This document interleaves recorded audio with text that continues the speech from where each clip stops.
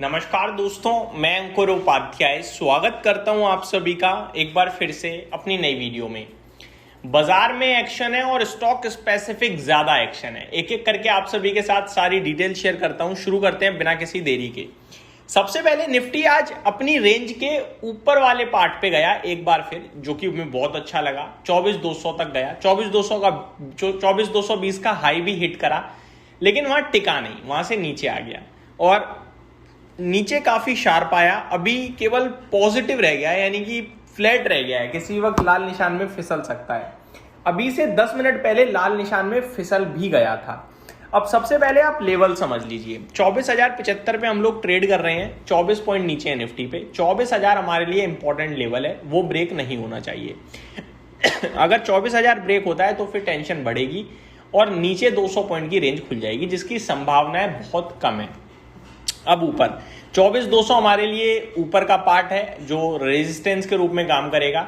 24,200 के ऊपर निकलने के बाद अगर हम टिकते हैं तो 200 पॉइंट ऊपर की रेंज खुलेगी 24,400 तक की, उसकी भी संभावना काफी कम है।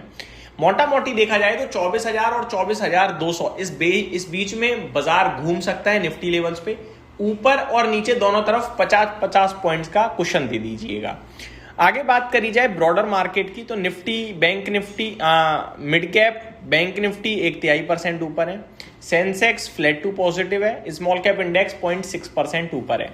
बैंक निफ्टी जो करीब सुबह 1% ऊपर था, यहां पे तेजी टिकी नहीं है, अब केवल 1/3% रह गया है, तो यहां पे ऊपर से प्रॉफिट बुकिंग आई है।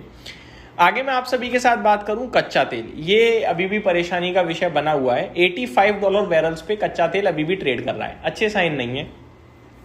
दुनिया भर से या कच्चे तेल से कोई रिलीफ नहीं है, लेकिन उसके बावजूद अगर आप देखें तो मार्केट अच्छा कर रहा है, हरे निशान में, गिरा नहीं है।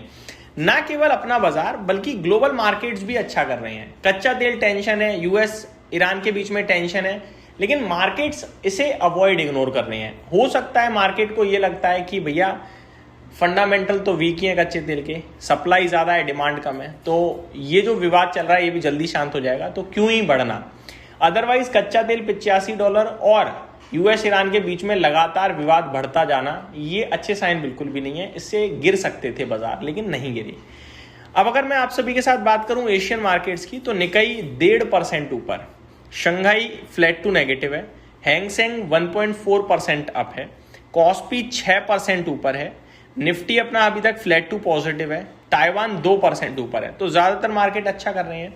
यूरोप के मार्केट्स की बात करूं, फिट्सी फ्लैट टू नेगेटिव है, डेक्स 0.5% नीचे है और कैक बिल्कुल फ्लैट है। ये आपके लिए बाजारों का हाल हो गया। अब मैं आप सभी के साथ बात करता हूं स्टॉक स्पेसिफिक, एक्शन भरपूर है। पहला है पतंजलि फूड्स, करीब 14% अभी नीचे दिख रहा है।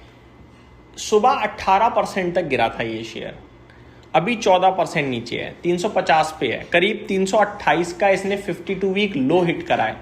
गिरने के पीछे रीजन मैंने ढूंढा, मुझे कोई रीजन नहीं मिला, लेकिन दो बातें हैं। एक, कंपनी की तरफ से कुछ अपडेट आई है। कंपनी कह रही है कि कोई भी नोटिस नहीं मिला है, कोई रेड नहीं पड़ी है, कोई नेगेटिव एक्शन नहीं हुआ है कंपनी के खिलाफ।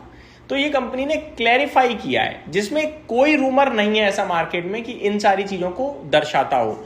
फिर भी कंपनी क्लैरिफाई कर रही है, दैट मीन्स कहीं ना कहीं इस तरीके की बातें हैं बाजार में, उसी की वजह से शायद शेयर गिरा हो। बट कंपनी ने क्लैरिफिकेशन दे दिया है कि ऐसा कुछ भी नहीं है शेयर, बट फिर भी ऊपर नहीं आ पा रहा है, ये टेंशन का विषय है। दूसरी बड़ी बात अगर आप देखें तो आज 195 करोड़ का ब्लॉक डील हुई है, स्टॉक सौदा हुआ है मान के चलो आप, जिसमें 1.5% का टोटल इक्विटी का स्टॉक एक्सचेंज, 1.5% इक्विटी एक्सचेंज हुई है।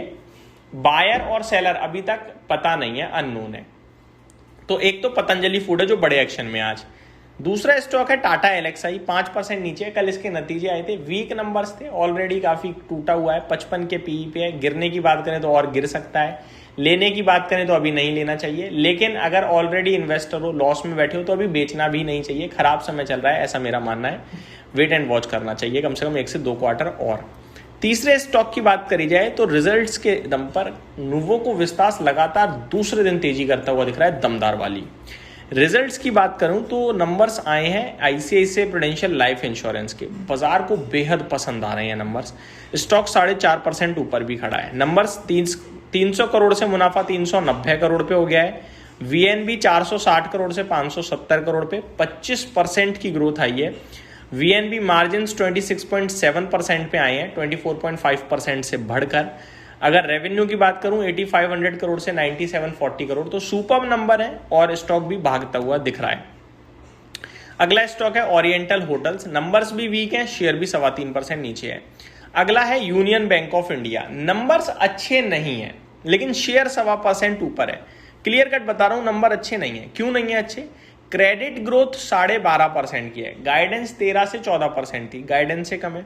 डिपॉजिट ग्रोथ 3.5% है, गाइडेंस 8 से 9% थी, काफी वीक है।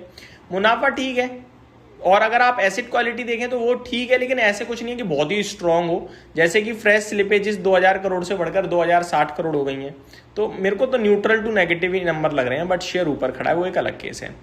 स्टील स्ट्रिप व्हील्स की बात करूं तो ये अपने नतीजों के बाद 4.5% ऊपर दिख रहा है। तो ये कुछ स्टॉक्स हैं जिनके नंबर्स आए हैं और एक्शन में। एक और है फेड बैंक फाइनेंशियल सर्विसेज, इसके नंबर बड़े कमाल के लगे मुझे। शेयर भी हालांकि 6% ऊपर है, लेकिन नंबर्स बहुत ही कमाल के हैं।